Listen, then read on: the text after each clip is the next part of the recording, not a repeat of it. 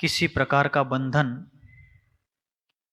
लौकिक रूप से जिनके जीवन में नहीं रहा, मात्र जो आगम की आज्ञा से सदैव अनुबद्ध थे, ऐसे पूज्यपाद आचार्य भगवान श्री शांति सागर जी महाराज निसंग वायु की तरह और निर्बंध नदियों की तरह आगे बढ़ते बढ़ते भारत को पादाक्रांत करते हुए भारत की राजधानी दिल्ली में पहुंच गए। जिनका पवित्र जीवन मानवता के उद्धार के लिए समर्पित था, ऐसे आचार्य शांति सागर जी महाराज का स्वागत राजधानी की दृष्टि से राजधानी को शोभा प्रदान करे इस स्तर पर दिल्ली वासियों ने किया। जब आचार्य महाराज पौष शुक्ला दशमी के दिन, कब, अर्थात मोटा मोटी इतना समझ लीजिए संक्रांति के समय, संक्रांति पौष महीने में आती है, तो पौष शुक्ला दशमी के दिन पूज्यपाद आचार्य भगवान शांति सागर जी महाराज भारतीय राजधानी, उस समय भले ही भारत स्वतंत्र नहीं था, लेकिन आज जो भारत की राजधानी है, स्वतंत्र भारत की राजधानी है, उस राजधानी के नगर में, शहर में आचार्य महाराज का आगमन हो गया और वहां के लोगों ने आचार्य महाराज का मनोभाव से स्वागत किया, उत्स्फूर्तता पूर्वक उनके आतिथ्य का उन्होंने अपने जीवन में स्वीकार किया।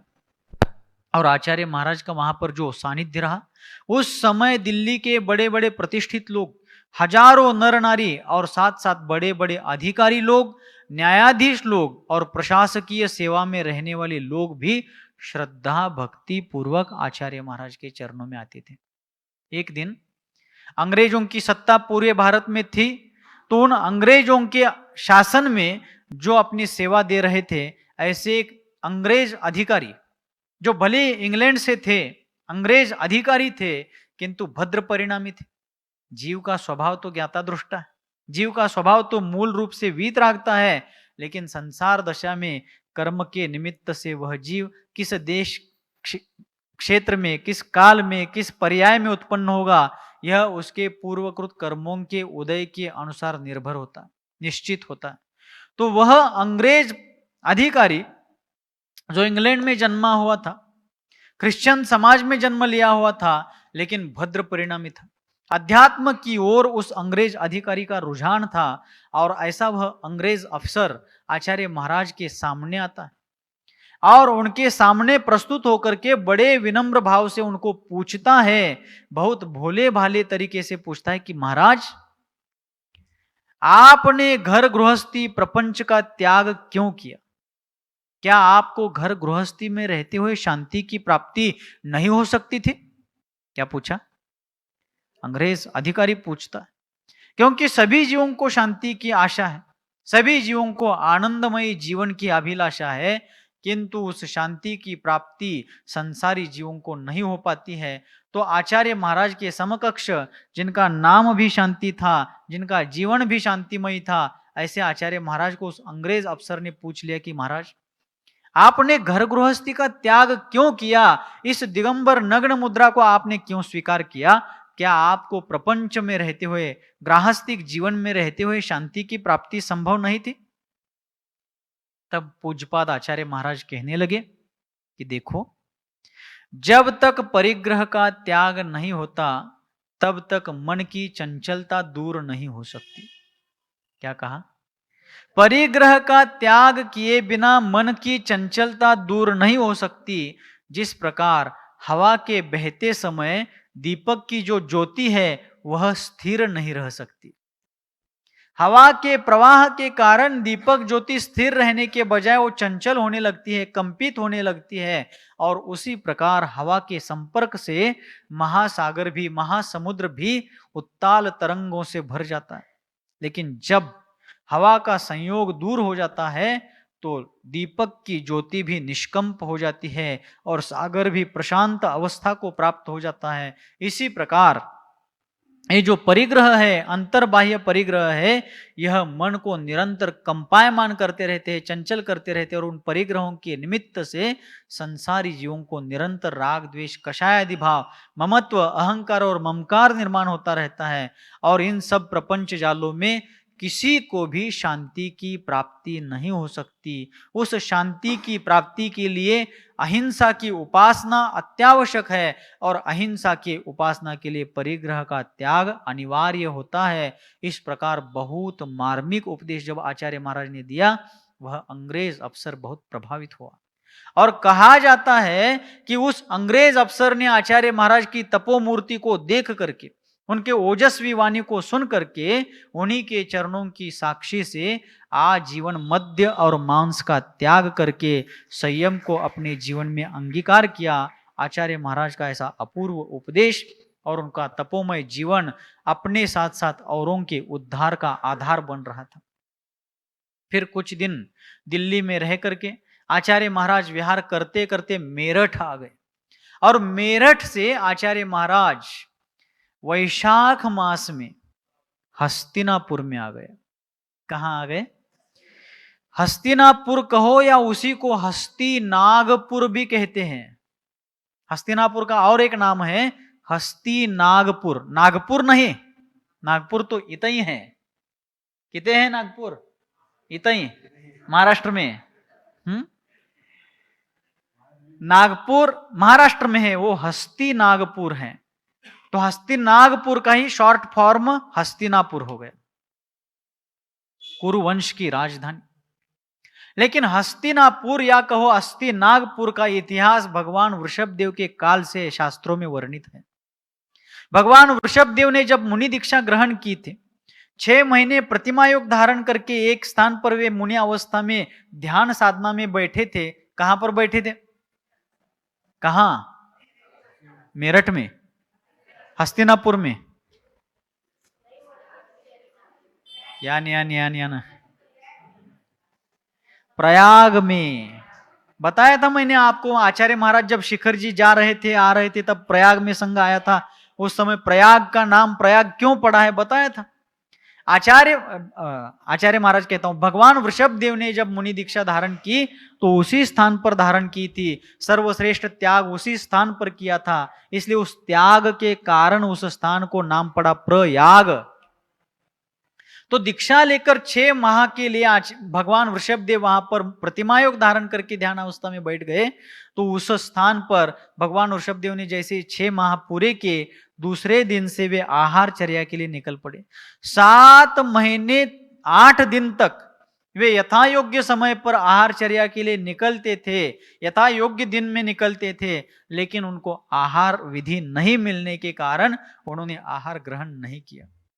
तो विहार करते करते भगवान वृषभदेव, महाश्रमण वृषभदेव मुनिराज एक दिन पहुंच गए हस्तिनागपुर में, जहां पर 2 भाई राजा सोम और श्रेयांश दोनों वहां शासन करते थे, राज्य करते थे। उनके यहां पहुंचे तो नागरिकों ने, जनता ने अपार हर्ष व्यक्त किया। उनके दर्शन के लिए जनता उमड़ पड़ी। और जब राजा श्रेयांश को पता चला महापात्र महाश्रमण भगवान वृषभदेव आहार चर्या की मुद्रा धारण करके नगर पधार रहे हैं, तब उनको जाति स्मरण हुआ था। आप सभी लोग इस घटना को जानते हैं। तब पूर्व भव में उन्हीं राजा श्रेयांश ने इन्हीं मुनिराज वृषभदेव के साथ पूर्व पर्याय में राजा श्रीमती और वज्रजंग की पर्याय में चारण रुधिधारी मुनियों को जंगल में आहार प्रदान किया था। उस समय का वह संस्कार उनको अभी जाति स्मरण के रूप में याद आया। जो जीव जिस प्रकार के संस्कार अपने ऊपर डाल लेता है, अभी किए हुए संस्कार कितने ही भवों बाद भी काम कर सकते हैं। तो राजा श्रेयांश को रानी श्रीमती की पर्याय में, इन्हीं वृषभदेव का जीव जब वज्रजंग की पर्याय में, राजा श्रेयांश का जीव जब रानी श्रीमती की पर्याय में था, दोनों पति पत्नी के नाते को धारण करते थे। उस समय उन्होंने युगल मुनियों को आहार दान दिया था। उस आहार दान की 9धा विधि और संपूर्ण दान विधि उनको जाति स्मरण के रूप में स्मृति में आ गई। और फिर उन्होंने भगवान वृषभदेव का 9धा विधि पूर्वक आहार दान करके, इक्षुरस उनको प्रदान करके, आहार में इक्षुरस का दान दे करके उस समय दान तीर्थ का प्रवर्तन किया था। तब 50 वर्षा उसी हस्तिनापुर में हुई थी। वह तिथि थी वैशाख शुक्ल तृतीया, और उसी दिन से वह तिथि आज तक और आगामी संपूर्ण पंचम काल के अंत तक यह तिथि अक्षय तृतीया के नाम से ही जानी जाएगी। जब आदिनाथ भगवान का मुनि अवस्था में वहां पर इक्षुरसाहार संपन्न हुआ, तो भरत चक्रवर्ती उस समय चक्रवर्ती नहीं बने थे, लेकिन द्रुत गति से वहां पर आए और उन्होंने भगवान वृषभदेव मुनिराज के दर्शन करने के साथ साथ राजा श्रेयांश का बहुत बड़ा सम्मान किया और उनको कहा कि हे दान तीर्थंकर। सुन रहे आप लोग क्या कहा? भगवान वृषभदेव को उन्होंने धर्म तीर्थंकर कहा और राजा श्रेयांश को दान तीर्थंकर कहा कि आप दान तीर्थ का प्रवर्तन करने वाले दान तीर्थ प्रवर्तक हो और आप हमारे लिए भगवान वृषभदेव के समान पूज्य हो। हम आपके पुण्य की बहुत बहुत अनुमोदना करते हैं और बहुत ही आनंद व्यक्त करते हैं। वही हस्तिनापुर नगर। आगे चल करके उसी हस्तिनापुर में 3 तीर्थंकर 3 पद के धारक हुए, शांति, कुंतु और अरहनाथ भगवान। तीर्थंकर, चक्रवर्ती और कामदेव, ऐसे 3 पदों को धारण करने वाले 3 तीर्थंकर उसी हस्तिनापुर में उनका गर्भ कल्याणक, जन्म कल्याणक और दीक्षा कल्याणक 3 तीर्थंकर, 3 पदधारी 3 तीर्थंकरों के 3 कल्याणक उसी हस्तिनापुर नगरी में संपन्न हुए। ऐसे वह हस्तिनापुर नगरी, उसी हस्तिनापुर नगरी में आगे चल करके किसी काल में भगवान मुनि सूरतनाथ स्वामी के काल में दुष्ट भाव पूर्वक बलि राजा ने अकंपनाचार्य आदि 700 मुनियों के ऊपर प्राणघाती उपसर्ग किया था। उस उपसर्ग का हरण वात्सल्य भाव पूर्वक महामुनिवर विष्णु कुमार जी महाराज ने वह उपसर्ग दूर किया था। यही वह हस्तिनापुर नगरी, यही वह हस्तिनापुर नगरी जहां कौरव पांडव जहां रहा करते थे, जहां कौरव पांडव पले बड़े बड़े हो गए,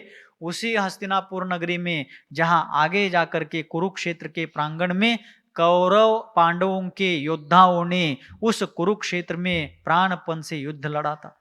महाभारत का महासमर महायुद्ध उसी कुरुक्षेत्र की भूमि में हुआ था। आज उसी कुरुक्षेत्र में नव भारत का यह धर्म योद्धा मिथ्यात्व रूपी वैरी का नाश करने के लिए निर्घ्रंथ दिगंबर बाणा धारण करते हुए, रत्नत्रय का शस्त्र धारण करते हुए विहार कर रहा था।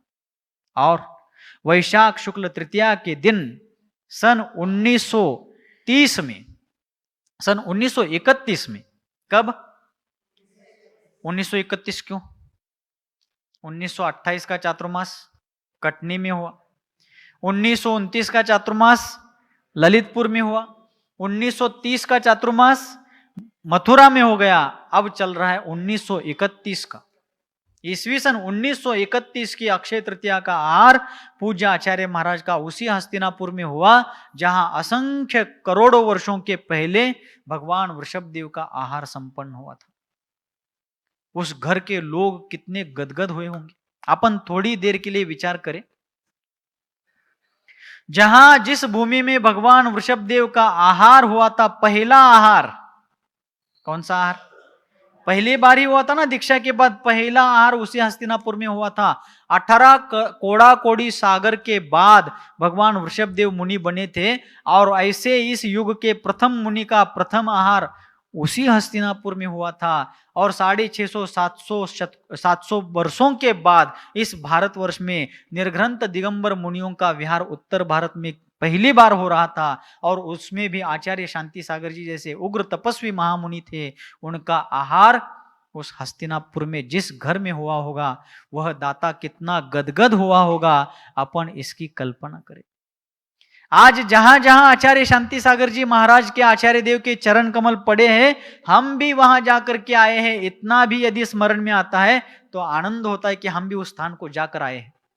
तो जिस घर में साक्षात जिन दाताओं को अपने घर में उनका पड़गान करके आहार दान करने का अवसर मिला होगा, वे कितने गदगद हुए होंगे कि भगवान वृषभदेव का पहला आहार इसी नगरी में हुआ था। उसी नगरी में 650-700 वर्षों के बाद किसी दिगंबर मुनिराज का भारत भर में आचार्य के रूप में विहार हो रहा है। और उनका ही जिन धर्म का पुनरुद्धार करने वाले आचार्य देव का पड़गान करके आहार देने का सौभाग्य हमें प्राप्त हो रहा है, वो जीव कितने पुण्यशाली होंगे। ऐसा कहने में कोई अतिशयोक्ति नहीं होगी कि आचार्य शांति सागर जी को अक्षय तृतीया के दिन ही हस्तिनापुर में दान देने वाला वह दाता इस युग का राजा श्रेयांश ही था। ऐसा कहने में कोई बाधा नहीं होगी, क्योंकि उस राजा श्रेयांश ने धर्म तीर्थ प्रवर्तक का आहार दान पड़गान करके किया था। आज इस व्यक्ति ने ऐसे महान चारित्र चक्रवर्ती का पड़गान करके आहार दिया। ये सब कैसे हो गए बताइए आप लोग? किस कारण से हुआ? पार्सलिटी से हुआ? कोई वो बड़ा व्यक्ती था, अमीर व्यक्ती था, इसलिए 7-12 बघून गेलते काय महाराज तिथे? का मागच्या वर्षी उतारा किती पडलाय, बँक बॅलन्स किती आहे, एफड्या किती मारलाय ते बघून गेले होते त्यांच्या घरला? ಅವ್ರ ಮೂತಿ ನೋಡಿ ಹೋಗ್ತಾರ, ದೊಡ್ಡವ್ರಲ್ಲಿ ಹೋಗ್ತಾರ. ಪೈಲ ಏನ್ ಆಡವಿ ಎಲ್ಲ ಬಾಂಧಗಳು ಎಲ್ಲಿಂದ ಎಲ್ತಾಗ ಇದಾವ್ ನೋಡಿ ಬರ್ತಾರ ಒಂದವ್ರು. ಹಾ ಯಾನ್ ಯಾನ್ ಯಾನ್ अवघड येते निल. हाँ तो आचार्य महाराज जब गए आहार को, तब उनके पुण्य के उदय से उनको आहार का लाभ मिल गया, लेकिन दाता का पुण्य आचार्य शांति सागर जी से भी ज्यादा था, क्योंकि आचार्य शांति सागर जैसे पात्र को पड़गान करके नवदा भक्ति पूर्वक आहार देने का भाग्य उस दाता ने पाया था। सब पुण्य पाप का महिमा है, सब पुण्य पाप का फल है। इसलिए आचार्य शांति सागर जी महाराज जैसे महापात्र को उसी हस्तिनापुर नगरी में उसी तिथि पर, अक्षय तृतीया के तिथि पर आहार दान देने का सौभाग्य उस दाता ने पाया।